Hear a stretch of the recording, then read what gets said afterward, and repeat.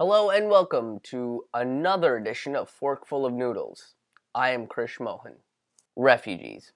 If you listen to some of the words, there's a lot of fear surrounding helping out refugees because they might be a terrorist or part of some secret spy organization that wants to bring back communism, or an alien from outer space, or a killer robot sent from the future to destroy democracy, or a person escaping a war-torn nation that was partly caused because of the cause and effect of the US war on terror that was started years ago. Well, that last one might be the most terrifying of all, because reality and truth are the most frightening things we can find in today's society.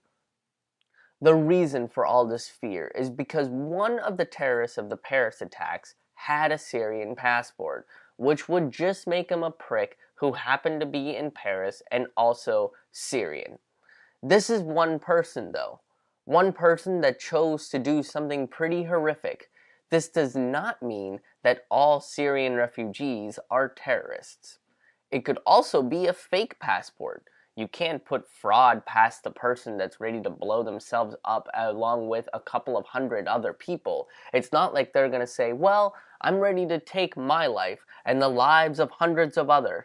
But lying, I would never do that. How dare you accuse me of doing such things? Who do you think I am? The real reason for all this fear and hatred over the Syrian refugees is because they are a reflection of a chain of events that was caused by the US. The fallout of the war on terror created ISIS, and the rest, well, as you say, is history.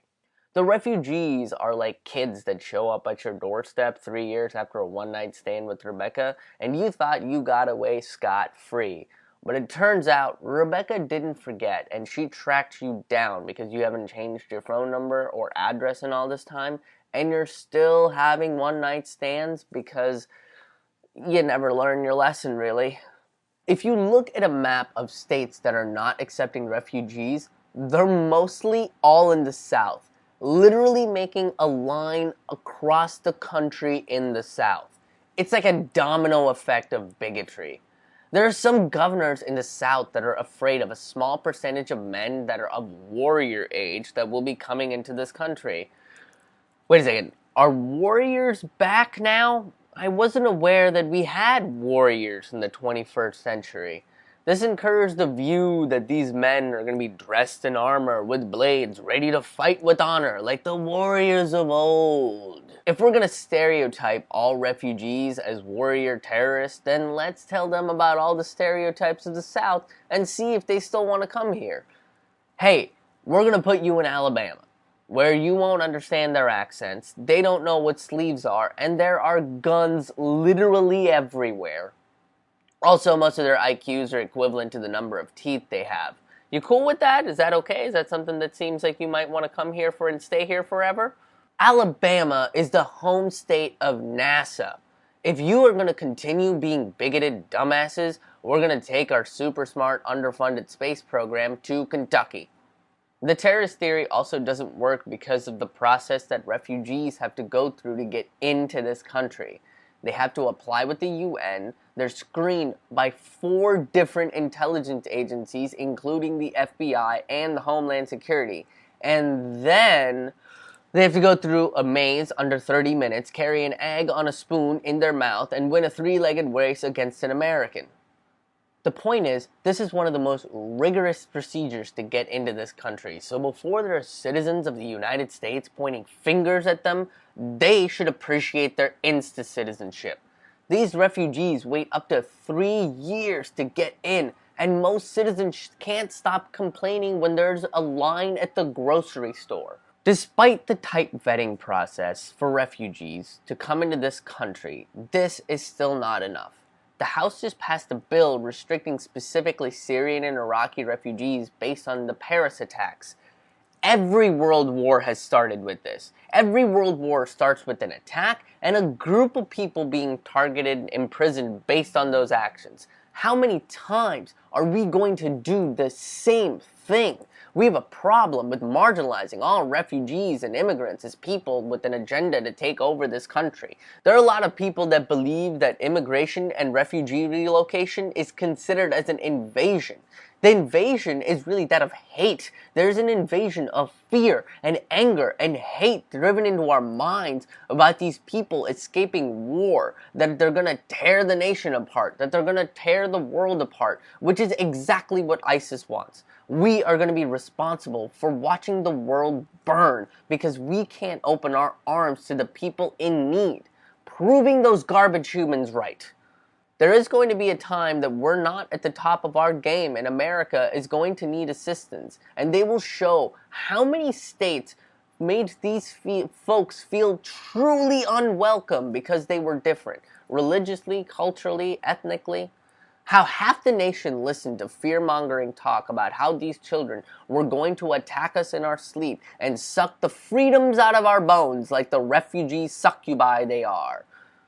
There's only one option to ensure that we have less people displaced in the future, and that is to show empathy and hope that it spreads. On the coast of Africa, every year, there is a surplus of sardines that swim up there. Hundreds and millions of them travel up the coast as the temperature changes. This becomes a mecca for different predators to come eat this fish.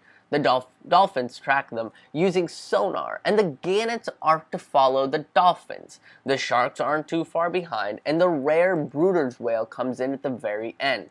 Once the dolphins find the schools of these fish, they use their sonar to scramble the school and drive them towards the surface, where the gannets can dive down and grab a few bites. Then the sardines are forced to go back towards the bottom, towards the dolphin, where they catch the stragglers and then use their sonar to scramble more of the school. The sharks show up, adding more to the scramble. Now 3 different species get to work together to make sure that they're all fed, and then they all round them up for one final blow. The brooder whale shows up and eats the rest of the school in one bite after the other 3 species have had their fill. 4 different predators work together to make sure they're all fed. 4 different predators, different in their genetic makeup, their place in the food chain, and where they live, all working together. If 4 different predators can make sure that everyone is taken care of, then why can't we do the same for our own species? Men, women, and children of the same lines of genes. If we're going to behave less evolved than the animals we think we're better than, we don't deserve to reign supreme on this planet. Give it back to the birds, to the dolphins, to the sharks that know how to take care of one another. If the lifeless eyes of a shark can show compassion to the playful dolphin, then we should all be able to do the same for those in need, despite the color of their skin, their flag, their religion, or what hat they chose to wear that day.